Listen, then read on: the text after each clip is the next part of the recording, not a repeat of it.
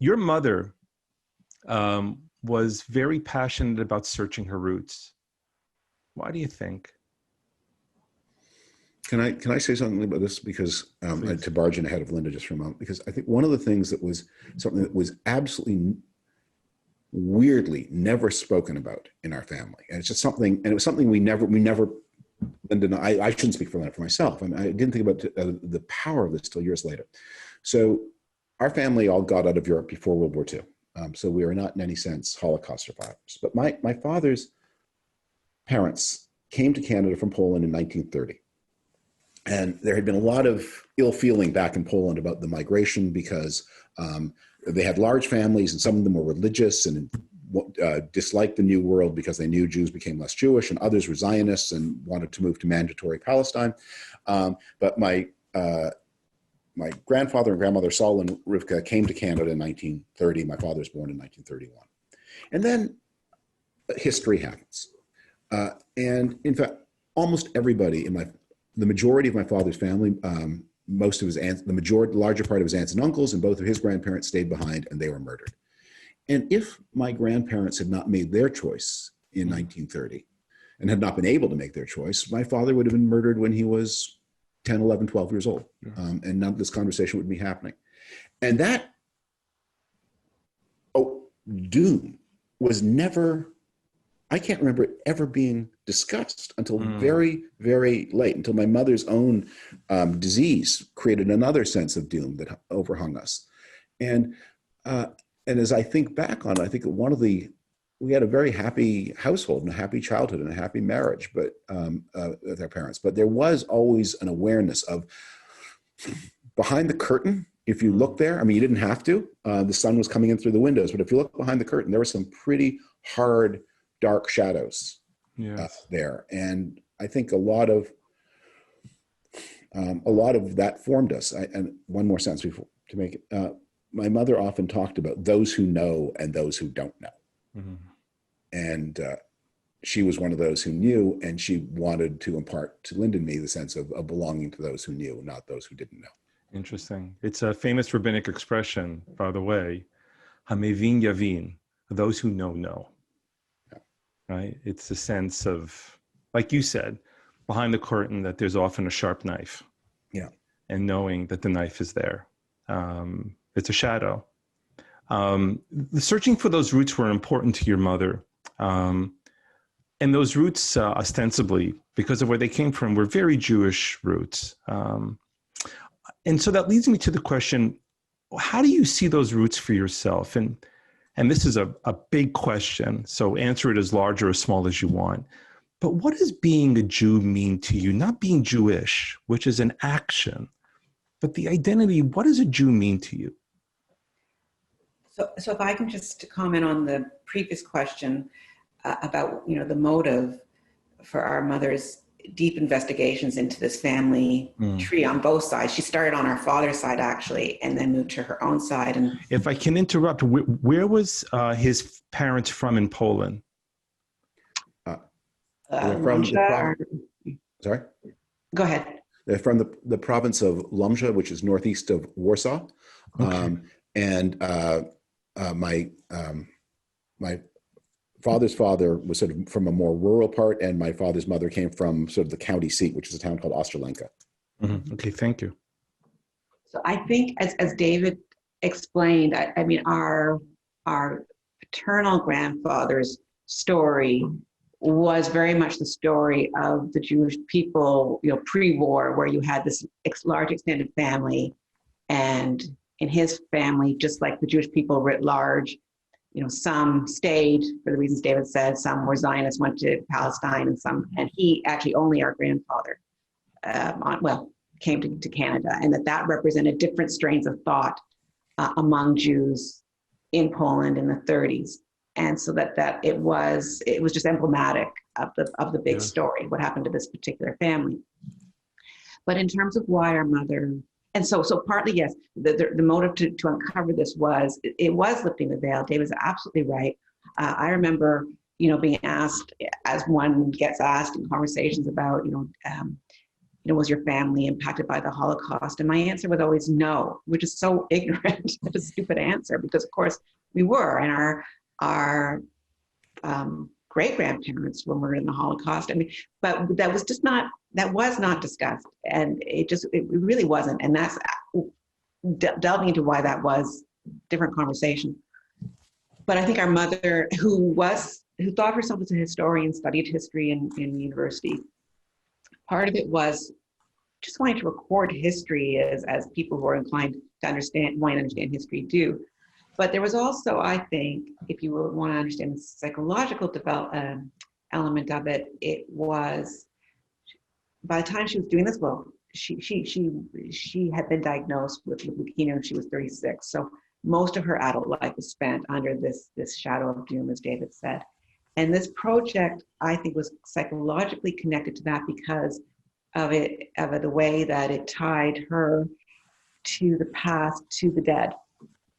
And her relationship with the dead and what she wanted our relationship with the dead to be like, was behind this as well.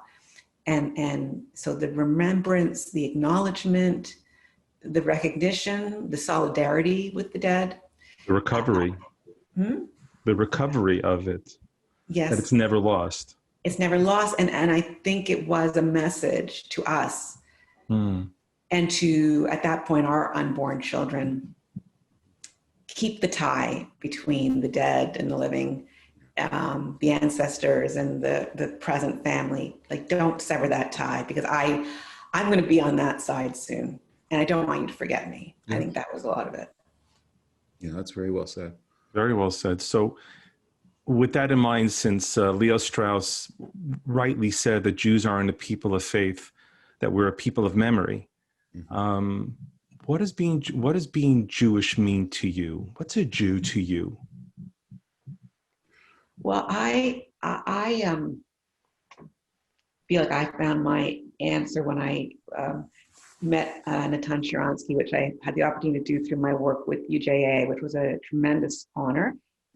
And he spoke about this idea of Jewish identity. And because I am less religious than my brother, although I love my rabbi in my synagogue, but religious practice isn't part of my daily ritual or even my monthly ritual at all. So I have a harder time, because I'm not religious, trying to understand my Jewish identity than I think David does. But Sharansky's made this comment about that if you are Jewish by birth and you have therefore inherited the Jewish legacy, that you might as well embrace it, because we all need an identity. We're all searching for identity. We're all trying to understand what we're doing here and why. And if you're Jewish, then that question is answered for you in your Jewishness. And you need an answer. So you might as well take the answer that's been given to you. And then, and then when I look at the answer that's been given to me, I like the answer that's been given to me. I like the values that come with it. I like the mishpucha that comes with it. And so I'm happy here. I'm happy here because I need to have a family. I need to have a purpose. I need to have an identity. I need to have a reason. And all of that, I'm very, very comfortable with what Judaism provides me in that regard. And that's how I view it. Thank you. Your turn. Well, I would say maybe this is a good discussion for a high holy day. I think one of the things that, there's so many things that say about the question. I endorse everything Linda said. But here's the thing that as a religious believer, I have found helpful about Judaism. So in our galaxy, there's somewhere between 100 and 200 million stars. And the conventional count is there's something like 100 to 200 million galaxies. So you do the math of how many planets there have to be, and how probable it is that there is intelligent life on many of them, not just in our galaxy, but across the universe. And how if you believe in God at all, you have to, and if you're monotheist and believe there's one God, it's the same God who created all of them. And now think of the awesomeness of that expanse of time and space, and these galaxies, these planets don't all exist at the same time. The universe as we know it has existed for, they say, 14 billion years. So we're not contemporaneous in time, all worshiping the same God. And now you watch people kill and torture each other over questions about whether or not the priest should have his back or his front to the altar as he does the Mass. You think, how can, from the God of all of these planets and solar systems, I mean, how pitifully little we can understand of what that God wants. And how absurd it is that people do these things to each other. And so I think one of the things that Judaism teaches you, say, you're a Jew because you were born a Jew, or my wife is a convert to Judaism, you chose to be a Jew, but look, there are never going to be that many of us. And they're going to be, it's obvious if you're Jewish, there are lots of people who are good people who meet God's expectations who are not Jews. And the answer is that Judaism is your answer, but it doesn't have to be everybody's answer. And I think that is a great introduction to the most fundamental truth about religion, which is any religion has to, when you take on board the awesomeness of what God must be, if there is a God, any religion has to be just a pitifully inadequate understanding. You know, the analogy I always use, and not to be preachy about this, is if you've sent your kids to summer camp, you know, they come back with those Bristol boards with pieces of pasta and macaroni glued to them, noodle art, and it's awful. I mean, it's just bad art. It's bad art. But you love your kids, and so you hang it on a wall. Yes. So you can get away with putting it in a drawer somewhere, and not because you like the noodle art, but because you love the kids. And I think that's how human religions have to appear to God, just as pathetically inadequate understandings. But I don't think that Jews are, I think this is the bounce of history. I'm sure Jews could be persecutors if they got the chance. Or mercifully or unmercifully, Jews didn't get the chance. But one of the things that the contemporary Jewish tradition teaches you is that there are a lot of ways to live a good life. There are a lot of ways, and you can respect your neighbors of different faiths and understand that they are also seeing a partial piece of the same truth that you see only a partial piece of. And so it teaches a kind of Judaism, to me, teaches a kind of spiritual humility. So that's why it makes me, one of the things that makes me crazy within Judaism is then when you get these sectarian movements within Judaism that, you know, are able to find through some reading, some, you know, photocopy of a photocopy of a photocopy of what some ancient, long dead rabbi thought, and then use that to justify some kind of brutality or cruelty or insensitivity to people. That just can't be true. It just cannot be true. Because if anything that you know about, if there is a God, anything you imagine that has to be true, like, you know, he wouldn't want you to do this terrible thing just to live up to some poorly understood, 4 times removed rendition of what somebody 400 years ago thought. I can only augment what you've both beautifully said. When I studied in university in Israel, one of Israel's most highly regarded theologians tend to be more highly regarded once they die, which must be comforting to theologians. But his name was Yeshayahu Leibovich. You can't drive in a car in Israel today and listen to the Israeli radio without hearing someone quote Leibovich at some point or another, which probably annoys him too, by the way. But Leibovich once commented in a lecture that I was listening to him on. He said that after man and woman were created in the book of Genesis, it says, the text does, Vayikra lehem Adam, and God called them human. In other words, there was no assignation of gender or even of proclaiming a religion to them. It was the sense of humanity. And interestingly, even in modern Hebrew, let alone biblical Hebrew, human beings are simply referred to as B'nai Adam, the children of Adam. Now, you should probably add Eve to that as well, but the sense that we're all descendants of that same. But you're right, fanaticism closes eyes to people. It closes their imaginations. Amos Oz, the Israeli writer, said the cure to fanaticism is humor and inquisitiveness, which when you study people who are fanatics, they have neither. They tend to be the least humorous people in the world, and they have absolutely no curiosity about anything.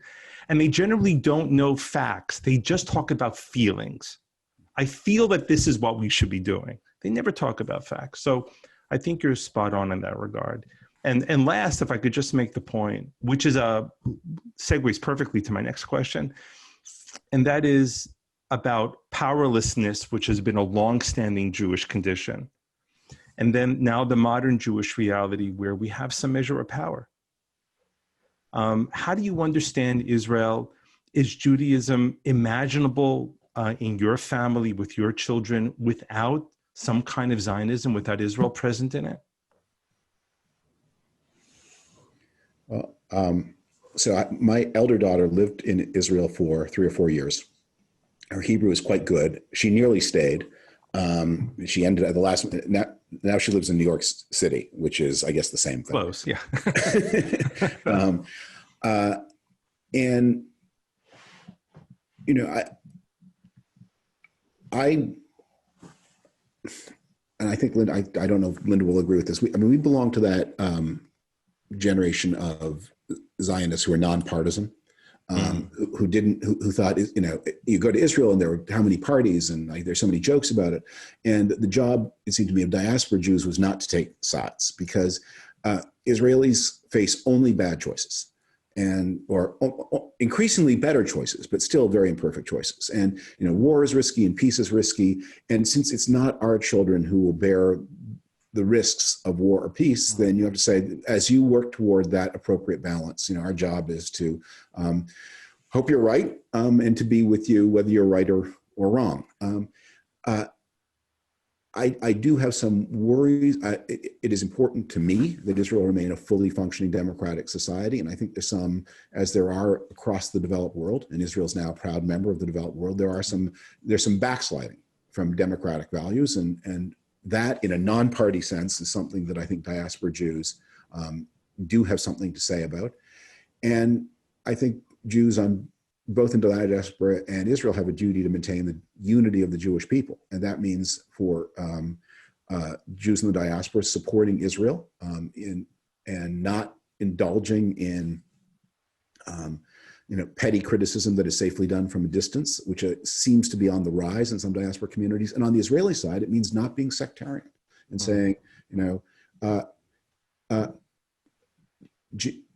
Jews are Jews. Many people will remember the joke, and I won't waste your time by telling the whole joke, but the punchline is a man presents himself at the gate at Ben Gurion Airport, and there's a long line, and this very improbable looking person when it's his turn at immigration, explains, I'm a Jew, I've come to Israel to claim my rights under the law of return. And the official says, welcome, come on in. And the man immediately behind this man said, how could you have let that person in? He's obviously not Jewish. And the immigration officer replied, Mister, in my line of business, you learn this is not the kind of thing people tend to lie about. So if you say you're a Jew, as I said, my wife went through the conversion process, and the most important part of it is you get asked 3 times, are you sure about this? Right. I have to tell you, I do a fair amount of conversions. And early on in my career, I followed that traditional rabbinic road where you had to send people away 3 times. About 15 years ago, I said to myself, I'm not sending anybody away. If they walk through my door wanting this, yeah. Be gesund. But you do all them like, this is like, you're sure. Yeah, no, absolutely. A heavy thing. And it may not be a heavy thing for you. You may just get a wonderful marriage out of it, but for your children and grandchildren, it could be a heavy thing. Yes.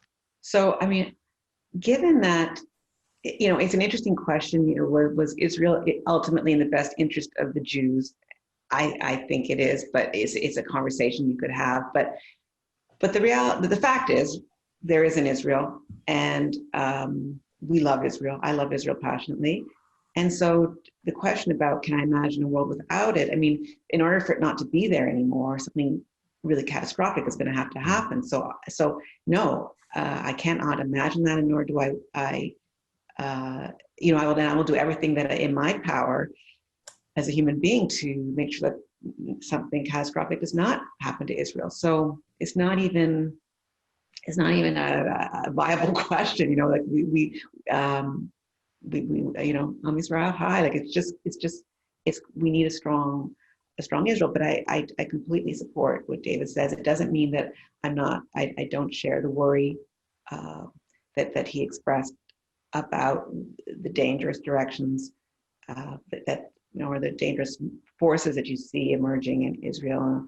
And so I worry about it. But having said that, I think that in this high holiday season, when we do take stock of things, it has been a tremendous moment of optimism and peace in the region. And I think that needs to be noted and celebrated. And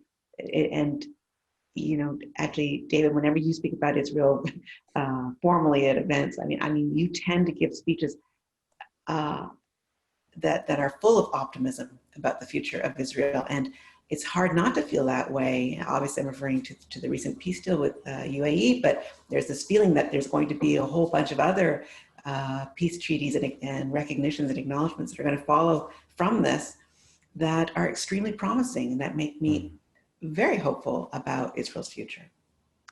It's one of the things that comes, I think, from this UAE agreement and perhaps a cascade of other agreements that we're told will come.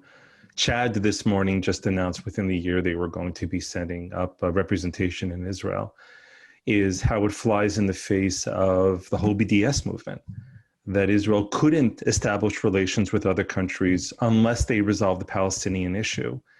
And there's something written in that as well.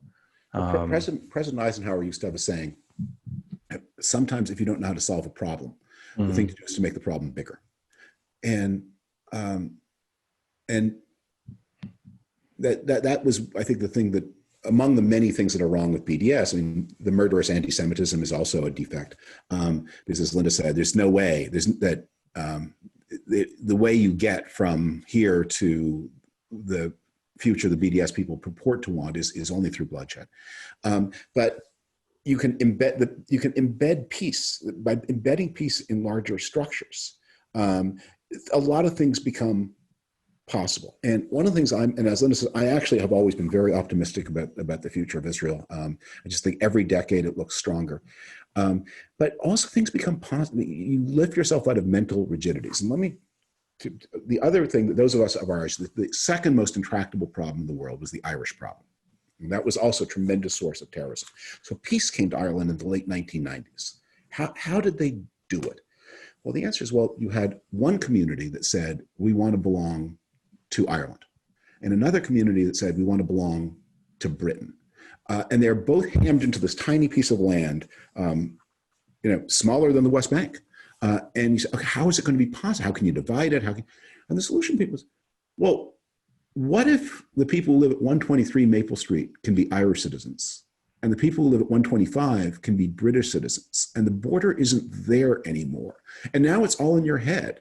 And you think, well, that makes no sense. It's not possible for one house to be in Ireland and the other house to be in Britain. You say, it's not? Well, it's possible to have same-day delivery of a whole DVD series. Why isn't it possible? And that's what they did. And peace came. And it is true that people in Northern Ireland have their choice of carrying an Irish passport or a British passport.